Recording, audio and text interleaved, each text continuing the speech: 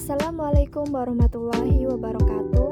Perkenalkan, kami dari kelompok 6 yang beranggotakan Muhammad Nafi Sifaul Husnah, Lailatul Fitriyah, Muhammad Imam Musyafa Ali, dan Hayatun akan mempresentasikan materi kami tentang produksi. Sehingga kepada teman-teman semuanya dimohon untuk menyaksikan video singkat dari kami ini dengan senang hati. Untuk bab yang pertama yaitu menjelaskan mengenai pengertian produk, produksi, dan proses produk. Yang pertama yaitu produk.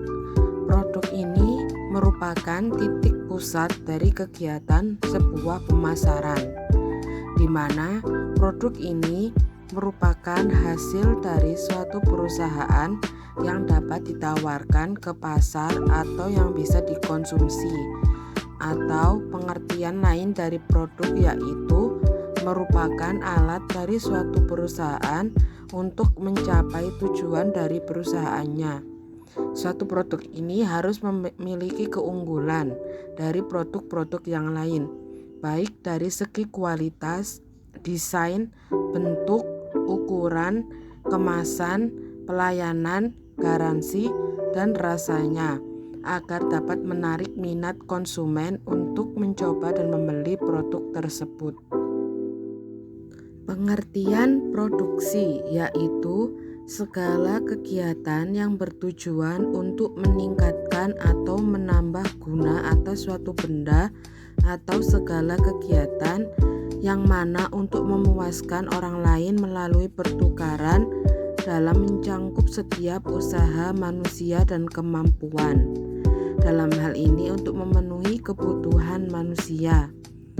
Menurut Asouri, pengertian dari produksi yaitu kegiatan mentransformasikan masukan menjadi keluaran yang mencangkup semua aktivitas atau kegiatan yang menghasilkan barang maupun jasa, serta kegiatan-kegiatan lain yang mendukung atau usaha untuk menghasilkan produk tersebut.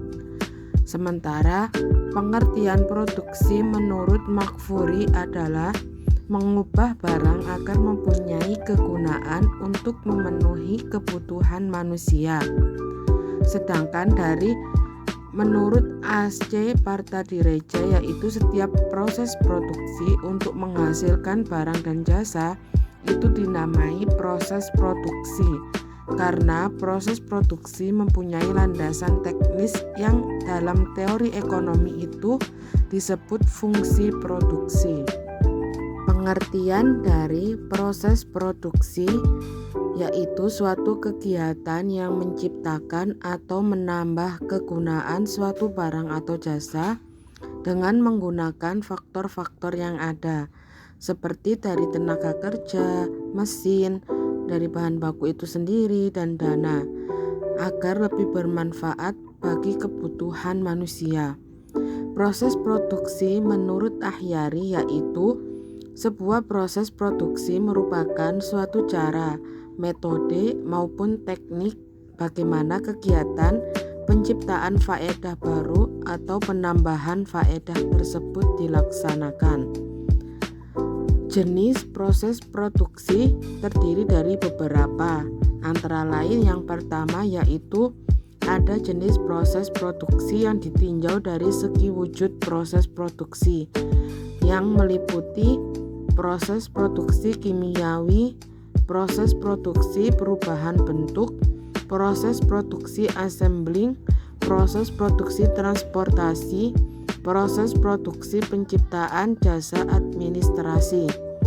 Yang kedua yaitu ada jenis proses produksi yang ditinjau dari segi arus proses produksi yang meliputi proses produksi terus-menerus yaitu continuous process. Yang kedua ada proses produksi yang terputus-putus yaitu intermittent process.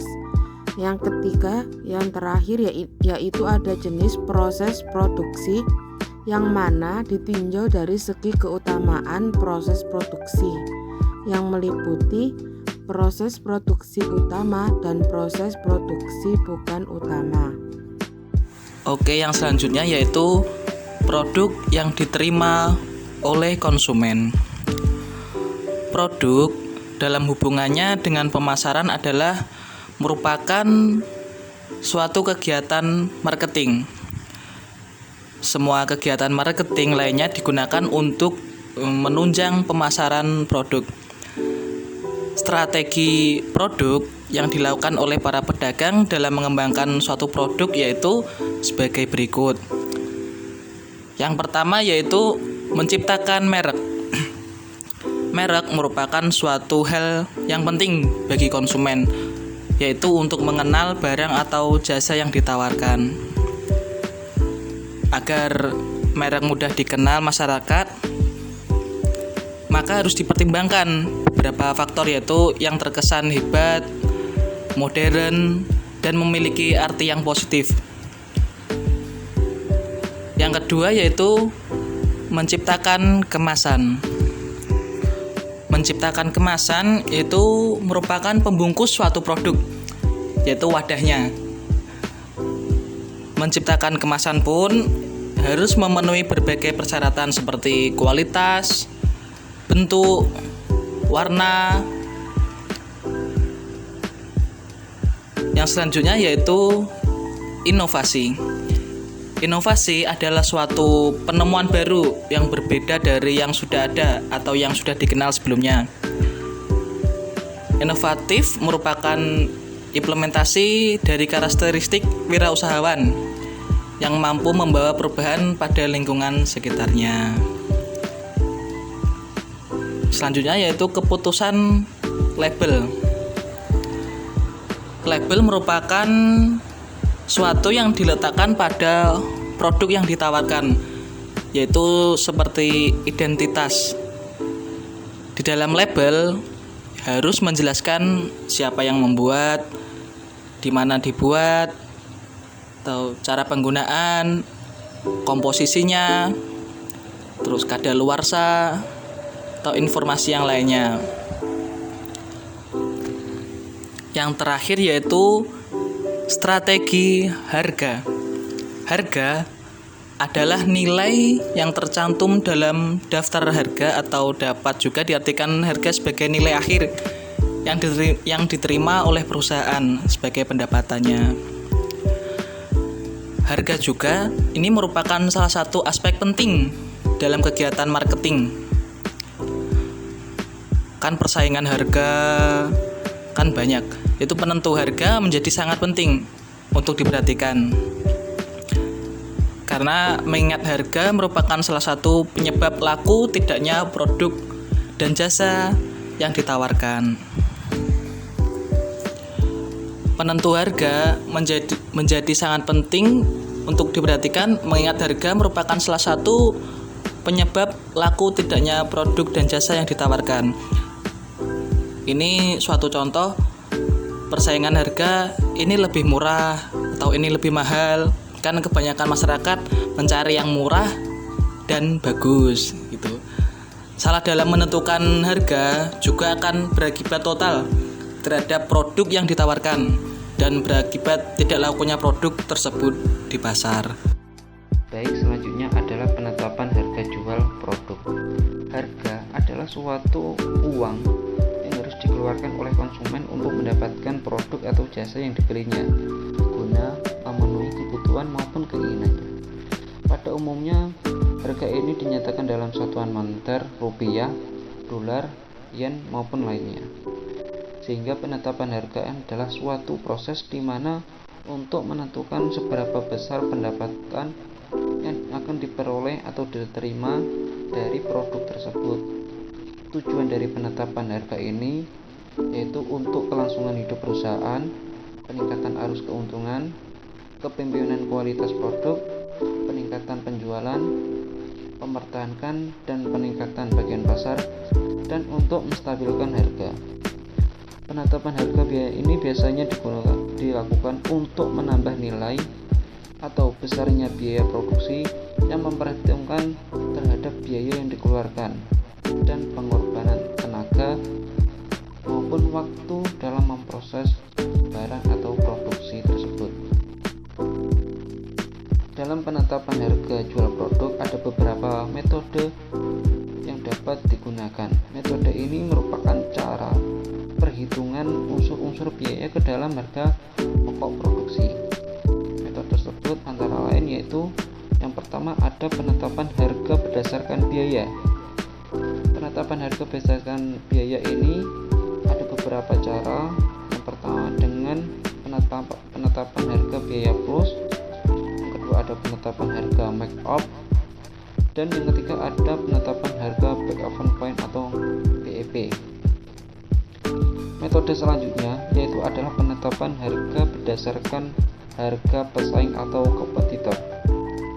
Penetapan harga ini dilakukan dengan menggunakan harga kompetitor sebagai referensi, di mana dalam pelaksanaannya lebih cocok untuk produk yang standar dengan kondisi pasar oligopoli.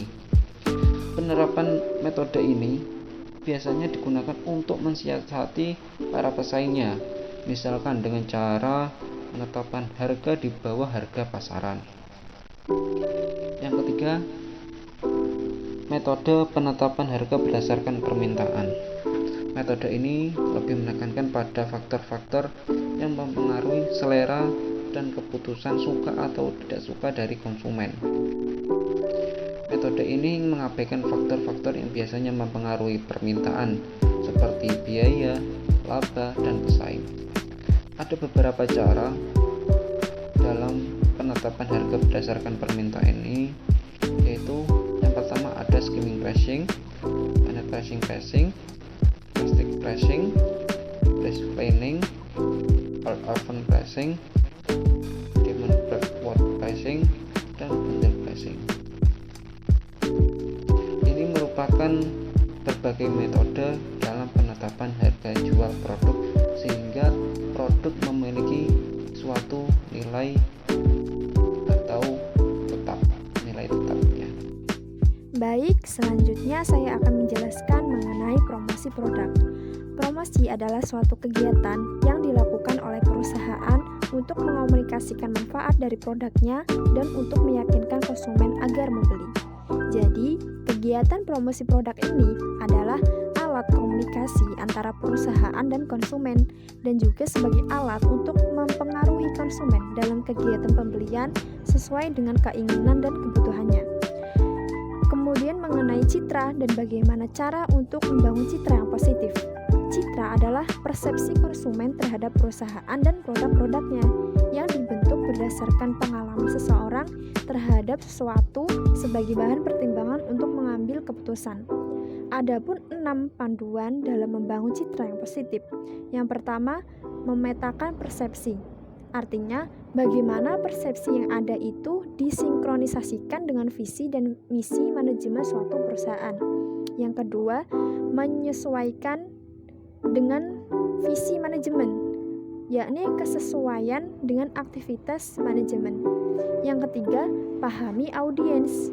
Jadi, sebelum membuat suatu program, maka kita perlu terlebih dahulu mengetahui persis sasaran perusahaan atau audiens.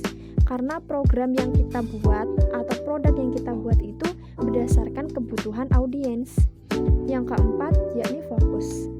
Perusahaan itu harus fokus pada titik pengembangan tertentu.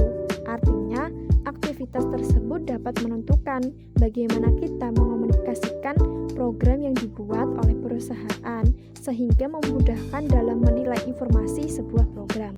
Yang kelima, yakni kreativitas. Jadi, dalam melakukan komunikasi diperlukan kreativitas yang tinggi. Oleh karena itu, selain mempunyai komunikasi yang baik, perusahaan juga harus memiliki kreativitas dalam mengemas pesan yang akan disampaikan ke audiens ataupun ke publik. Dan yang keenam adalah konsisten. Program harus dijalankan dengan konsisten karena menyangkut sejauh mana kemampuan perusahaan untuk membentuk, mengubah, serta mempertahankan citra. Selain itu, dengan adanya konsisten yang kuat, maka pengembangan program akan lebih baik dan akan menjadi lebih positif. Itu tadi sedikit penjelasan dari kelompok kami, kurang lebihnya kami mohon maaf. Wassalamualaikum warahmatullahi wabarakatuh.